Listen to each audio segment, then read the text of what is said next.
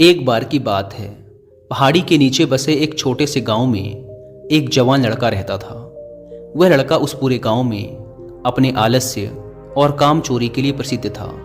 सभी गांववासी उसे आलसी कहकर ही पुकारते थे, क्योंकि वह पूरे दिन एक पेड़ के नीचे पड़ा रहता, झपकियां लेता और अपने भविष्य के बारे में अच्छे अच्छे सपने देखता। उसके दिन ऐसे ही आलस्य में गुजर रहे थे। लेकिन एक दिन उस गांव में एक बौद्ध भिक्षु पधारे, जो कि अगले 3 दिनों तक उसी गांव में ठहरने वाले थे। बौद्ध भिक्षु गांव में भिक्षा मांगते, दिन भर लोगों को उपदेश देते और रात्रि में गांव के बाहर बने बौद्ध मठ में विश्राम करते। बौद्ध भिक्षु जब भी भिक्षाटन के लिए जाते और भिक्षा लेकर वापस लौटते, तो वो हर बार उस जवान लड़के को उसी पेड़ के नीचे लेटा हुआ पाते। बौद्ध भिक्षु 2 दिनों तक ये सब देखते रहे और वो समझ गए कि यह लड़का मानसिक आलस्य का गुलाम है। तीसरे दिन जब बौद्ध भिक्षु भिक्षा लेकर वापस लौट रहे थे, तो वह उस लड़के के पास गए, जो कि अभी भी उसी पेड़ के नीचे लेटा हुआ था।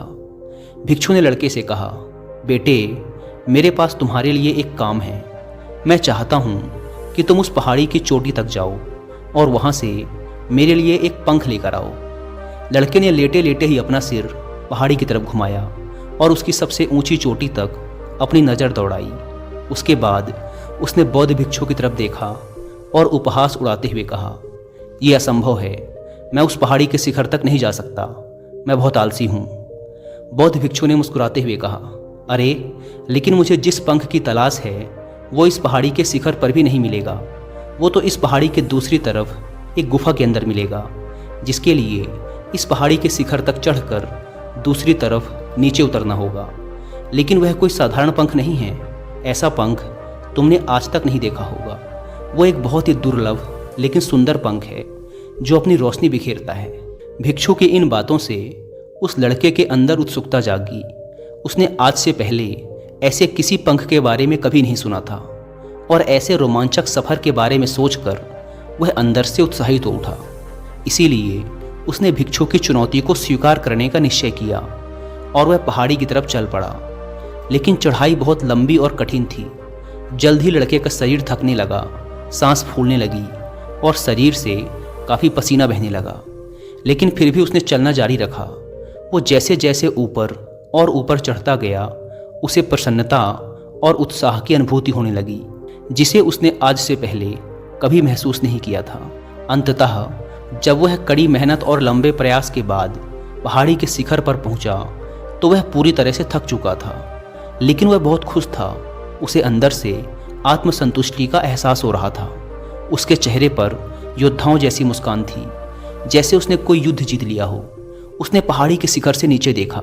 उसके सामने एक बहुत ही मनमोहक दृश्य था। उसने अपने अंदर एक उपलब्धि की भावना महसूस की, जो उसने आज से पहले कभी नहीं की थी। लेकिन असली चुनौती आगे थी। लड़के को पहाड़ के दूसरी ओर उतरना था और उस गुफा को ढूंढना था जहां पंख के मिलने की बात कही गई थी। नीचे उतरना और भी ज़्यादा मुश्किल व खतरनाक था, क्योंकि ढलान ज़्यादा खड़ी थी और चढ़ाई के समय लड़का कई बार लड़खड़ाया और गिरा भी था, तो वह डर भी उसके अंदर था। लेकिन भिक्षु को पंख लाकर देने के वादे की वजह से वह लगातार आगे बढ़ता रहा। काफ़ी खोज मशक्क़त और कड़ी मेहनत के बाद जब वह अंत में गुफा तक पहुंचा, तो उसने देखा कि पंख वहीं पड़ा हुआ था, जो गुफा के प्रवेश द्वार से छनकर आ रही रोशनी में चमक रहा था। उसने पंख उठाया, लेकिन उसकी सुंदरता को देखकर अचंभित रह गया। वह काफ़ी देर तक पंख को ही घूरता रहा, लेकिन फिर अचानक उसे याद आया कि अभी तो उसे वापस भी जाना है। उसने खुद की तरफ देखा। वह पूरी तरह से थक चुका था। वह चिंतित हो गया कि वह पहाड़ पर कैसे चढ़ेगा और भिक्षु तक पंख कैसे पहुंचाएगा। एक पल के लिए उसने हार मानने के बारे में सोचा, लेकिन फिर उसे वह उपलब्धि और गर्व की भावना याद आ गई, जो उसने पहाड़ी के शिखर पर पहुंचने पर महसूस की थी। उसे एहसास हुआ कि उसके अंदर इस सफ़र को दोबारा पूरा करने की ताकत और दृढ़ संकल्प है। वह दोबारा पहाड़ी पर चढ़ने लगा। उसकी मांसपेशियों में दर्द हो रहा था, पैर कांप रहे थे, फेफड़े फटे जा रहे थे। वह कई बार लड़खड़ाकर गिर भी पड़ा, लेकिन उसने हार नहीं मानी। वह खुद को आगे बढ़ाने के लिए लगातार प्रेरित करता जा रहा था। अथक प्रयास और घंटों की कड़ी मेहनत के बाद अंततः जब वह बौद्ध भिक्षु के पास पहुंचा, और उनके हाथों में वह पंख रखा तो उसकी खुशी का ठिकाना ना रहा। उसे महसूस हुआ कि आज उसने अपने आलस्य पर काबू पा लिया है और कुछ महत्वपूर्ण करके दिखाया है। उसके चेहरे पर इतनी खुशी और संतुष्टि का भाव देखकर बौद्ध भिक्षु मुस्कुराए और बोले, बहुत बढ़िया मेरे बच्चे, आज तुमने जीवन का एक बहुत ही महत्वपूर्ण सबक सीखा है कि आलस्य कोई ऐसी चीज नहीं है जिसे स्वीकार कर लिया जाए या सहन किया जाए।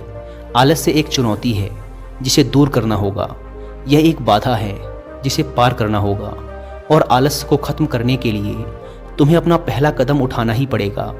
अपने लक्ष्य की ओर चलना ही पड़ेगा और तब तक चलते रहना पड़ेगा जब तक तुम अपनी मंजिल को हासिल नहीं कर लेते। लड़के ने भिक्षु के शब्दों की गहराई और उसके महत्व को समझते हुए हाँ में अपना सिर हिला दिया। आज उसे एहसास हुआ कि वह हमेशा से ही बड़ी और महान चीज़ों को करने में सक्षम था, लेकिन उसके आलस्य ने उसे रोक रखा था। अब वह जानता था कि उसके पास अपने रास्ते में आने वाली किसी भी बाधा को दूर करने की ताकत और दृढ़ संकल्प है। इसके बाद भिक्षु ने उस लड़के को आशीर्वाद दिया और उस गांव से चले गए। इस कहानी से सीखने वाली बात यह है कि जब हम असंभव लगने पर भी अपने लक्ष्य को प्राप्त करने के लिए खुद को आगे बढ़ाते हैं, तब हम अपने भीतर एक ऐसी ताकत और दृढ़ संकल्प की खोज करते हैं जिसके बारे में हम पहले कभी नहीं जानते थे। आलस्य पर काबू पाने के लिए हमें खुद को चुनौती देनी चाहिए और बड़े व महत्वाकांक्षी लक्ष्य बनाने चाहिए। फिर चाहे वो लक्ष्य कितने ही मुश्किल क्यों ना हो, हमें लगातार खुद को अपनी शारीरिक और मानसिक सीमाओं से परे ढकेलते रहना चाहिए और असफलताओं व बाधाओं का सामना करने पर भी अंदर से मजबूत बने रहना चाहिए। हमें अपने लिए एक नियम बनाकर और उस पर टिके रहकर अपने दैनिक आदतों और दिनचर्या में अनुशासन और निरंतरता भी विकसित करनी चाहिए। हम कुछ ऐसी अच्छी आदतें बना सकते हैं जो हमें मन न लगने पर भी ध्यान केंद्रित करने और क्रियाशील बने रहने में मदद करती हैं। एक और महत्वपूर्ण बात, आलस्य पर काबू पाने का मतलब विकास की मानसिकता विकसित करना है। इसका मतलब चुनौतियों और असफलताओं को विकास और सीखने के अवसरों के रूप में देखना, ना कि हार मानने के कारणों के रूप में।